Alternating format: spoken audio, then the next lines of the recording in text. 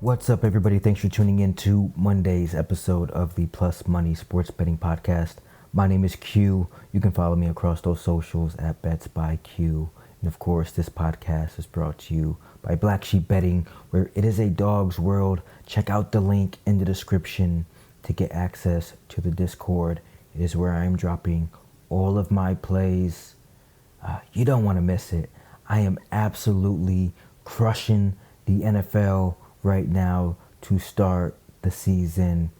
But let's recap on Friday. Dude, it feels like the weekend just flew by. But we had a brutal ending to Parlay Friday. We were this close to cashing that plus 1,000 three-legger. Chargers cash on the money line, no issue. San Francisco Giants cash on the money line, no issue whatsoever. We had the Mets on the run line. In hindsight is 2020. I always tell people hindsight is 2020. But we had the Mets on the run line. They blew a 4-run lead late. I don't know what to tell you. That's gambling, people. But we did soften the blow in a big way with our Carlos Alcaraz futures cashing at plus 145 as he took down Yannick Sinner in 4 sets to win the U.S. Open and reclaim the number 1 spot in the world. The true king of tennis is back. Okay, but that's why we play plus money futures. I told you, we probably weren't going to get a better number on Carlos the entire tournament. I was 100% correct. He opened up at plus 110 against Yannick in the final. We got plus 145 before the tourney had even started, so we cashed on that. Last week brings us to 6-4 straight up with 3.45 units in the positive. Solid footing. Bankroll is growing. We haven't had a losing week on the podcast yet. And we're in September. So now it's time. Let's roll into a fresh week. I've got one for you tonight. All right. Monday Night Football, primetime, the spot that I have been eating in. 3-0 so far, including the 5-unit Bills money line that I gave out yesterday was an all-time sweat in cash. And as a member of the Bills Mafia, maybe I'm biased, but that game gave me chills. It gave me confidence and something to look forward to as we move on into the season. Could this be our year? Who knows? It's week 1. We don't overreact, but what we do is attack value. And I've got it for tonight. I am on the Chicago Bears money line at home plus 110 against divisional rival Minnesota. Let's dig deep into why I'm taking Chicago here. And maybe you're not surprised. Maybe you're also on Chicago as well. Or maybe you're uncertain and you need a little bit of motivation to go one way or the other. Let me be the person. Let me be the source for you. First, the reason why I like the Bears is just the situation in itself. J.J. McCarthy, technically it's his sophomore season. He spent his entire rookie year on the IR with an injury.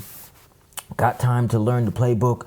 But this is still, in my mind, a rookie quarterback being thrown into the fire on one of the biggest stages of his life. Monday Night Football, road game, hostile Soldier Field crowd, primetime lights, and a Chicago fan base that is optimistic for the first time in a lot of years, okay? That's a whole lot of pressure. And it's made worse when you realize that he's going to be going into it without one of his best weapons. Yes, Jettas will be available, but Jordan Addison will be out. And Justin Jefferson potentially being less than 100% in this game is something to look out for. That means Minnesota is banking on a rookie QB to stand tall without his full arsenal behind an offensive line. that, already has concerns on the edges. That is not the recipe for success. I will, look, and I'll clear the air right now. Anytime you get a rookie quarterback or a quarterback making their debut start in a primetime matchup in a divisional game on the road, I don't care what the line is, you fade it. You fade it, and that is what we're doing here, okay? It's not a recipe for success for J.J. McCarthy. And second, I think this Chicago defense is underrated despite being a top 10 defense last year, right? People look at last year's numbers and they just say, oh, whatever. But you've got to remember how often that defense was left stranded because of offensive inconsistency. The secondary I think one of the best in the leagues. They can cover. The pass rush looks like it's improved with a solid rotation. And it shouldn't make life more uncomfortable for opposing quarterbacks, and in this case, J.J. McCarthy. This isn't a cupcake debut. I'm going to keep saying it. This is a welcome to the league type of moment, type of game, and I expect the Bears defense to make him feel every ounce of it. And third, let's talk about the motivation and the narrative here. We have the Vikings embarrassed Chicago last season. They swept the Bears, put up 30 points in each matchup. That sticks in a locker room, okay? It sticks in a fan base. And now you've got Ben Johnson, former offensive coordinator for the Detroit Lions, who I might add look absolutely lost on offense without him, making his head coaching debut tonight. Say what you want about new head coaches, but this guy, look, it's the guy who's been one of the brightest offensive minds in football for years. He finally gets his shot, and he gets it at home under the lights against a divisional rival. I don't know what else you could ask for. You don't think that this team is going to come out swinging? This is the perfect spot for a statement win to start a new era in Chicago. And if you are a Bears fan, you should be excited. On offense, I don't expect Ben Johnson to let Caleb Williams throw it 50 times against a Brian Flores defense that you're going to be getting in Minnesota, okay? Flores, one of the best defensive minds in the game. He loves disguises. He loves pressure packages. And rookies can get baited into mistakes. But instead, I see Johnson leaning into some of his new toys on the offensive line. Let's run the ball. Chicago completely revamped the interior.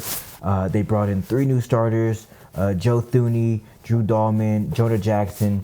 They drafted Colston Loveland at tight end, who I think is going to be a steal here. Obviously, they still have Cole Kmet and Durham Smythe. Translation for all of this, it's going to be a much more physical team. It's going to be a run-friendly Bears team that, they can control the trenches, protect Williams, and set up the play action, which is going to be key here to break through a Brian Flores defense. And also, let's not forget that Caleb Williams already saw this defense last year, okay? First meeting, he shredded them, 340 yards, 2 touchdowns. They lost in overtime, 30-27. Second meeting, Flores adjusted really well, held him to just 166 yards in total, 33 dropbacks, and a 30-12 blowout. That's a chess match, okay? But now Williams is the better prepared player. Johnson has refined his footwork and his mechanics under Ben Johnson, and he'll be walking into this game with answers. It doesn't have to be perfect. It really doesn't. It just has to... Caleb Williams just has to avoid the big mistake, okay? From a betting angle, the market is giving us pure value. Non-playoff team at home, catching points against a playoff team from last year. That spot has cashed at 58% against the spread over a massive sample size. These are the situations I live for. The Bears actually opened up as favorites a few months ago. They got bet back down. Now I'm catching plus money at home against a rookie QB. I don't have to think twice. You take it, okay? To be honest, I've been waiting for this game. It's been circled. I knew I was going to play this months ago. Bears at home, new head coach, Caleb in year 2, revenge spot against Minnesota, Monday Night Football. Everything lines up. Some people will argue that it is too early for Chicago, but I see a team that's ready to take the next leap. Over 8.5 wins is playable here at plus money for the season. That's not our official play, but I will say it's a play I gave out to my clients. The Bears to win 9 games this year at plus 120 felt like, just based on strength of schedule, that it was going to be an active play for me. But the bottom line is, in tonight's matchup, you've got an improved Bears roster with a coach who's going to maximize Caleb Williams, a defense that is better than people think at face value, a motivated locker room that's looking for revenge against a divisional opponent, and a rookie QB in J.J. McCarthy making his debut under impossible circumstances. That's my kind of spot. I make this Bears -2. The books are giving me plus 110. Call it what you want, an overreaction to offseason narratives, or simply a market mistake. I'll be there hammering Chicago. Take the points if you want. Play it safe if you want, but for me, it's money line all day. The pick is Chicago Bears on the money line plus 110. The reasoning, conviction, numbers, value, the whole works. Everything is aligning. I'll see you at the counter. 1.5 units here on the Chicago Bears money line at plus 110. And I'll be back here tomorrow on Tuesday with more plus money plays from around the sports world. And as always, my name is Q from Black Sheep Betting, and I hope each and every one of you hit each and every one of your bets. Peace.